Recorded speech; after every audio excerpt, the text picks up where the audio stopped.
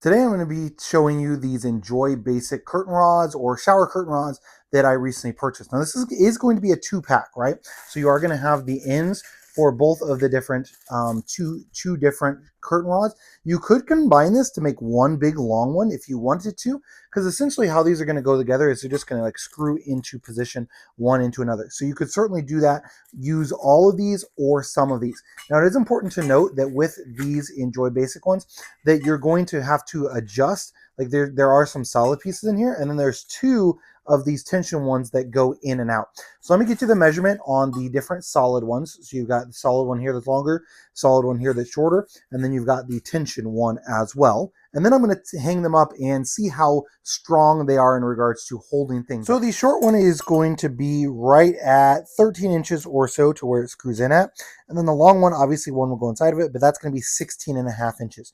So that's going to be important for you to know is that. Now this is going to be the tension one. So this is just going to screw in or out depending on where you're at. So at the shortest point, now again, I'm going to measure about from where it screws into there. So that's going to be 16 inches, right, on this tension one. And then it's going to tension all the way out to, let's see how far we go. It should have like either a line or just stop entirely. Yep, so we're going to stop entirely right there. And that's probably even a bit too far. I'd probably stop right there with the plastic. And so then that length on there is going to be right at 28 inches or so. Now again, you can mix and match these as needed. So this again is designed for two different sets, but if you want to, you could use this as a single curtain rod, include both of the tensioners in it. It does have letters on them, so that makes it a little bit easier for you to determine which is which, right? But this is going to be for that, and then this one's going to be for that. So you're essentially going to have, oh, that one's actually a different length. Interesting.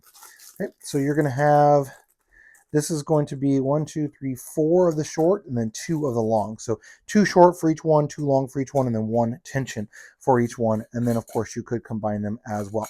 Now, let's go ahead and I'm going to connect some of these up, and we'll see how well they hold. Now, for the ends on this, they can only go on the bigger ends. So like this one. So if you're only going to use 2, like I've got set up here, so I'm just using this one, you're going to need to make sure you use the one that has the bigger end, as this is going to be what the end piece goes on. And this is just going to kind of squish right onto the end like so. It doesn't twist into place or anything.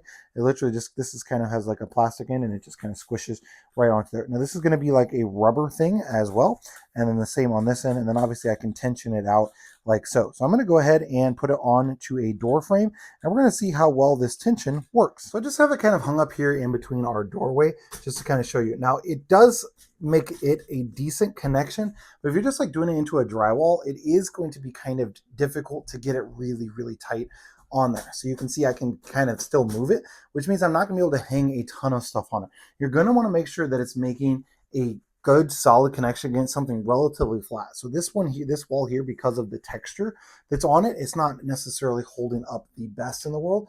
I can also come over here, like you do want to make sure you get it as level as possible. The issue is that when I'm trying to tighten it down like so, that it's then popping loose on the other end because of the tension on it, right? So I can put it right there, and then I'm trying to tension it up by twisting this, and then it's like kind of popping loose. So you almost need to do it a little bit extra long, and then put it into position, and then kind of like scoot it down the wall while holding the other end up into position. So you can kind of see here, because of the rubber, it's kind of squishing into place. So you almost need to make it a little bit longer and then push it down. Now that's not going to be best on like walls that have something that's bigger than this. Like this just has a little bit of spackling, so it's not too bad. But if you have something where you're going to be knocking off the spackling with this rubber, then that definitely could be an issue. So on this, you can see I've got it out a little bit too far, and I'm just kind of shoving it down to make it a really, really tight and solid fit onto that edge. And then because of the way this is designed, it's almost kind of like pushing it back.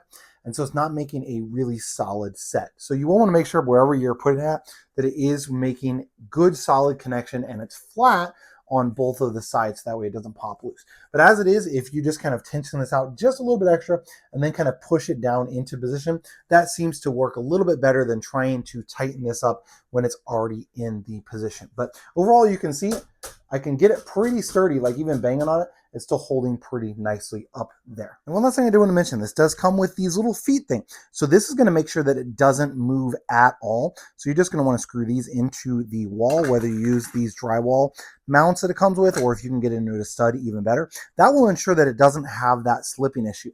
Now you can use it as I just kind of showed you without that, but it's obviously not going to be able to hold as much weight as if you use these and screw them and attach them into the wall. So just something to keep in mind.